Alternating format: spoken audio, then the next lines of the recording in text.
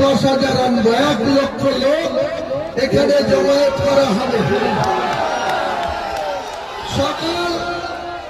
সকাল 10টা থেকে শুরু হবে, দুপুরে 2 ঘন্টা বা 3 ঘন্টা লাঞ্চ ব্রেক করা হবে, 5টার মধ্যে সেই কর্মসূচি সমাপ্ত করা হবে।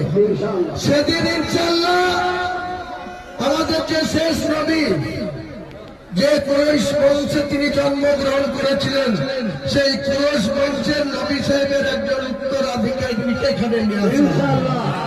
এইসব চক্রান্তকারীদের যোগ্য জবাব দেওয়ার জন্য আমি সেদিনকে হাজির করব পবিত্র মক্কা থেকে কুরাইশি বংশের নবী সাহেবের বংশের উত্তরসূরি একজন ইমাম।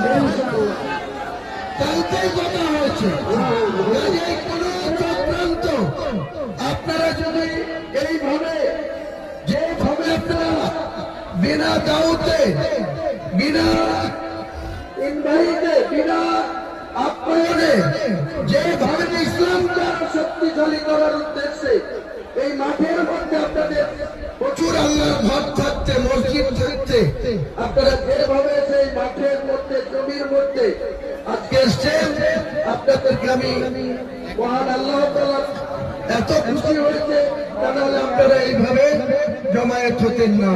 আগামী দিনে আমার সঙ্গে থাকবেন।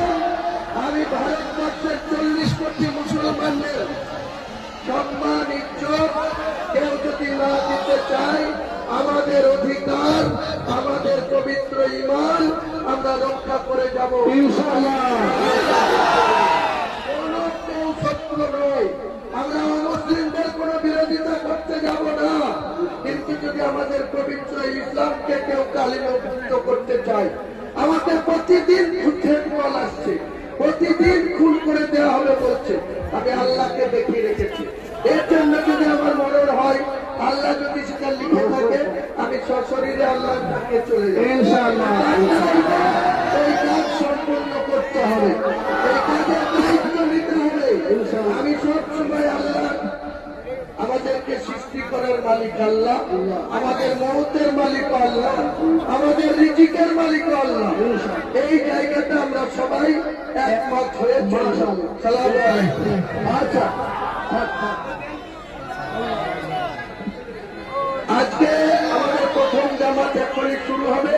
প্রথম জামাত শেষ হওয়ার পর একটা করে আবার নতুন করে খুতবা এবং দ্বিতীয় জামাত হবে। ইনশাআল্লাহ শান্তভাবে থাকবেন।